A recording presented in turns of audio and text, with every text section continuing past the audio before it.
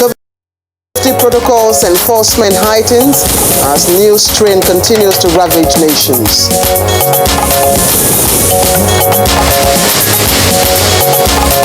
Government functionaries call for strengthening of security measures as insurgents kill 4 persons, destroy property in Borno.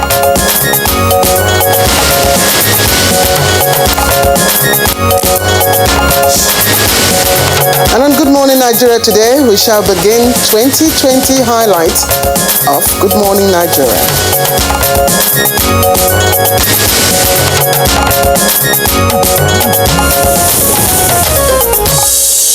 Claire, in the next few days, the year 2020 will come to an end, thereby ushering the new year of 2021. Of course, Jume, absolutely, and we're all excited about it, especially that the outgoing year, though full of events, cutting across various sectors of the economy, both good and bad, the worst, and of course, Jume, as the saying goes, in every bad situation, there are always opportunities. Of course, and you just need to grab it.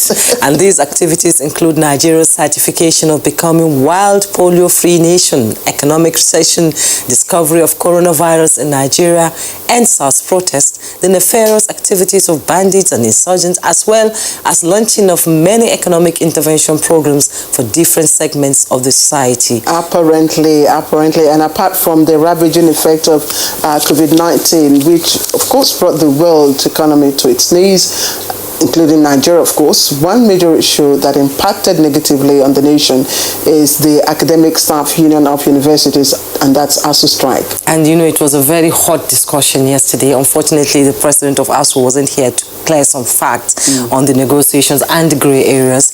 And the industrial action, which lasted for up to 9 months, had really affected academic activities of the nation, as a substantial number of students might have forgotten their studies. You can say that again, Jume. Although Nigeria entered into another economic recession, of course, within the year under review, that was the second wave in 4 years.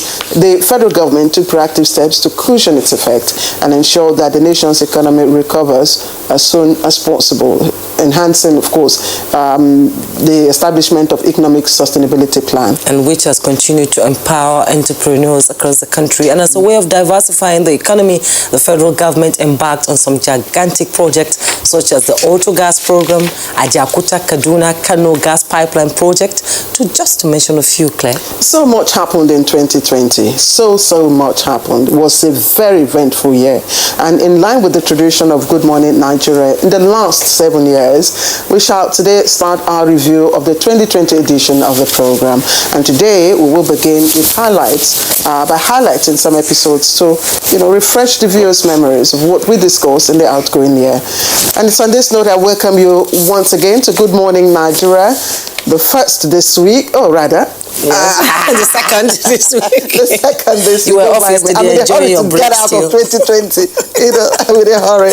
I am Claire Abdul-Razak, and I hope you will all join us on the program. And I am Juma Yusuf, joining Claire to welcome you to Good Morning Nigeria. We are reaching you live in Abuja. In the next few days, we will be bringing you the 2020 highlights of Good Morning Nigeria.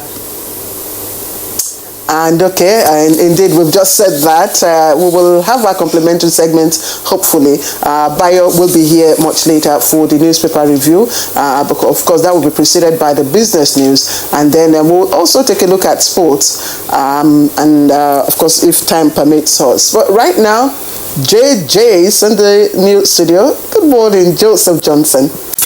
Yes, good morning, Claire. It's good to see that. It's good to see that it's Ladies' Day out today. Of course, yes, girl power. Okay. All right. So thanks for joining me here. Let's get on with the news now. Researchers at the Institute of Agricultural Research, Ahmadu Bello University, Zaria, have developed 2 varieties of crops which are drought and pests resistant, suitable for planting in arid zone. To introduce these crops to farmers in the Northwest Zone, a one-day sensitization workshop was organized in Kano to enlighten participants on the mode of planting the new improved varieties. The breakthrough is part of ongoing efforts to enhance the nation's food security. Nigeria Center for Disease Control has announced 397 new COVID-19 infections in 17 states and the FCT. The new figures show that Lagos has the highest with 144 cases, followed by Plateau with 83, then Kaduna with 48, while Adamawa State has 36 new cases. Others are Rivers State 22, Oyo 16, Kebbi 10, Nasarawa and Sokoto have 7 each. FCT and Kanu have 5 new cases each, 3 in Jigawa, 2 each in Ogun and Akwa Ibom states, while Niger, Bauchi and Zamfara states have 1 new case each. With this, Nigeria has 84,811 confirmed cases of COVID-19, with 71,357 of the patients discharged, while 1,264 have now died of the virus. Apparently disturbed by the new strain of COVID-19 scourge, people are beginning to observe safety protocols seriously, which have been enforced in public places. A visit to one of the testing and treatment centers in Abuja shows that more people are also voluntarily going out to find their COVID-19 status. When you see that this person did not wear the face mask, and you tell him if you did not wear your face mask, you will not enter my motor. Before you enter, you have to put on your face mask. So I think that is a very nice. So I encourage everyone to come and be tested. If you are down with fever and the malaria drugs are not doing you good, just walk down here and you'll be tested. Rivers State Governor Nyesom Wike has threatened to lock down the state if the cases of COVID-19 continue to increase in the state. The governor was reacting to the second wave of COVID-19 and the lackadaisical attitude of people to safety protocols. I want to appeal to all of you, but we have to be more strict now, because the way the second wave is going is more deadly than the first wave. I know how many people we have lost since the second wave started. Bishop, let our people wear their masks. Tell all the churches in your diocese that everybody must wear masks. If you don't comply, I have no choice but to shut down the churches. Azare, the headquarters of Howell local government and 3 other communities in the area council of Borno State were attacked last Saturday. 4 persons were reportedly killed, with residential and public structures destroyed.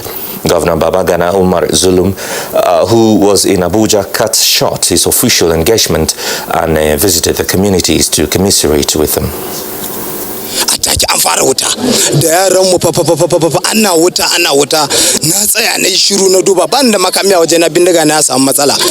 We need to supplement the efforts of the Nigerian military and the paramilitary by strengthening the resilience of the community. We shall empower the civilian JTF. We shall empower the vigilante and hunters with all their needed requirements. Meanwhile, Minister of Humanitarian Affairs, Disaster Management and Social Development, Sadia Umar Farouk, has condemned the killings and destruction of property in southern Borno and Adamawa states.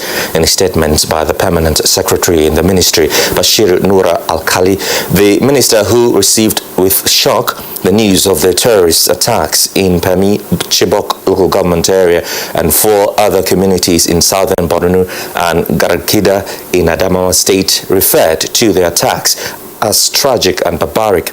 She said the federal government commends relevant authorities and the Borno State Governor, Professor Babagana Zulum, who immediately visited the communities and directed the strengthening of security measures in the communities.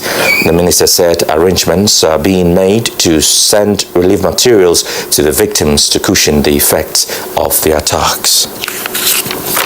President of the Senate, Ahmad Lawan, has commiserated with victims of the fire incident that occurred on Monday in Yobe State.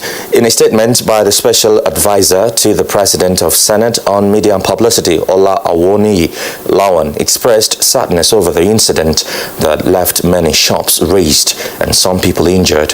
He prayed for the quick recovery of the injured persons and called for public support for those whose means of livelihood have been wiped out by the fire disaster. Lawan commiserated with the government and the entire people of Yobe State over the incident and called on the state authorities to investigate the cause of the fire outbreak with a view to averting the recurrence of the disaster. And that's the news for now. Good Morning Nigeria continues with Claire and Jumai after this break. Stay with us. A scorecard like no other.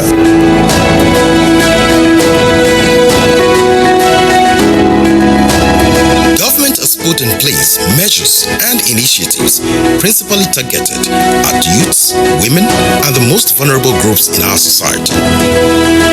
These included broad plan to lift 100 million Nigerians out of poverty in the next 10 years, the creation of 75 billion naira National Youth Investment Fund to provide opportunities for the youths, and the Micro, Small and Medium Enterprises Survival Fund, through which government is A. Paying 3-month salaries of the staff of 100,000 micro, small and medium enterprises. B. Paying for the registration of 250,000 businesses at the Corporate Affairs Commission. C. Giving a grant of 30,000 naira to 100,000 artisans and guaranteeing market for the product of traders. These are in addition to many other initiatives such as farmer money, trader money, market money, N-Power, N-Tech, and N-Agro. These and more in spite of a recession and a global pandemic.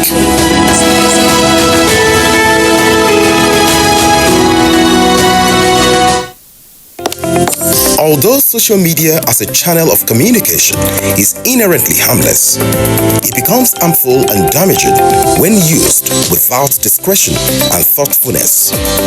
Bad social media users spread rumors and fake news without verification, but good social media users stop, reflect, and verify information before sharing it. Be a good social media user. Stop the spread of fake news. Verify the authenticity of your source and use social media responsibly for a better Nigeria. This message is brought to you by the Nigerian Television Authority, NTA, in collaboration with the National Orientation Agency.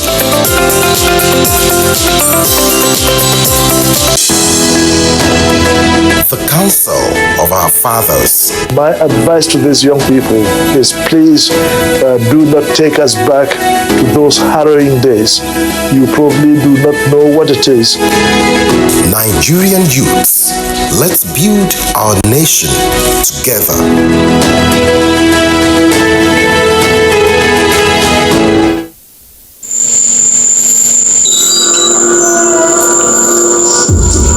Life can be very eventful. We curiously expect things to happen, even when we don't know what. Our human nature makes us like and repost lots of information. Some are unverified, inciting anger and hate. Sometimes innocently, other times the urge to break it first. This, in most cases, has caused destruction in many nations.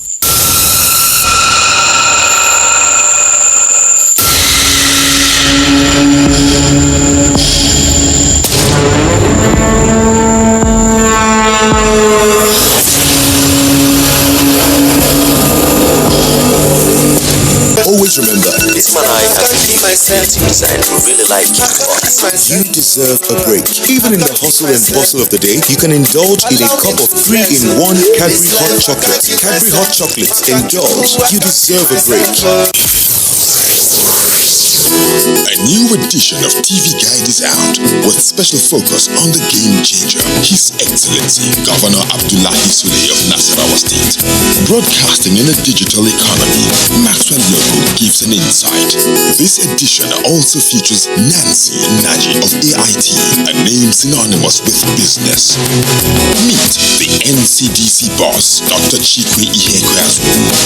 TV Guide, your indispensable companion, also x-rays the relevance of social media in the modern society. Meet some TV professionals who have impacted their spaces and other inspiring stories in sports, entertainment, and lots more. Grab a copy at the vendor near you or NTA stations nationwide. TV Guide, your indispensable companion.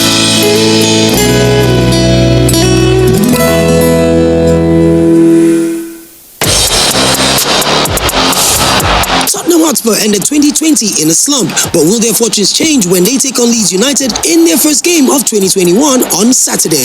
It's Tottenham versus Leeds United on the Premier League Live, showing on the NTA network from 1 p.m. The Premier League Live is brought to you by Axis Bank, Bye Jebu, Lipton, and Close Up in association with Goal.com. You're welcome back to Good Morning Nigeria. Experts advocate repositioning and boosting of investors' confidence for better performance in Nigerian capital market for 2021. Details with Comfort Amadu on Business News. Market performance in the Nigerian capital market in the year 2020 was characterized by bullish performance, with more decliners than gainers. However, stocks hit a historic peak of 20.281 trillion naira as investors increased demand for stocks to reposition for the year ending, with seasonal trends and much expected economic recovery in 2021. With the year winding down, experts advocate market correction and bargain hunting to prevent bullish trend from eroding the substantial gains recorded in the outgoing year 2020. The rising cases in COVID-19, we don't pray it continues, because that's also one thing that will reverse some of the gains we have made this year. Whenever you see the market rise appreciably to a certain level, what follows next is market correction. Because a lot of people see profit opportunities in such surge, and that's precisely what has happened.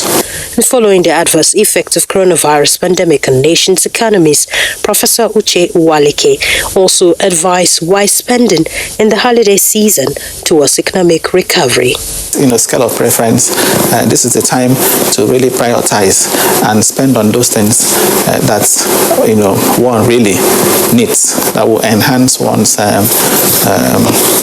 welfare, not just for show off. With Business News, Comfort Amodu.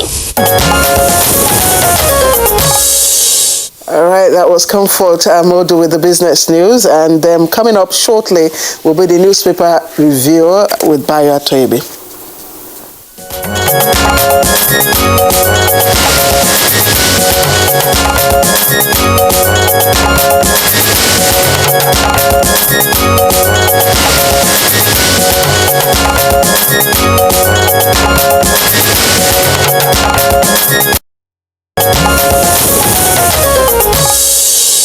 Good morning, Bayo. Good morning. It's a pleasure to see you today. How are you? Looking fresh. Good morning. I'm far away from you today, but that does not mean that does not mean I will raise my Good to see you, Bayo. Good to see you too. Okay, so let's start off with the Daily Trust newspaper, and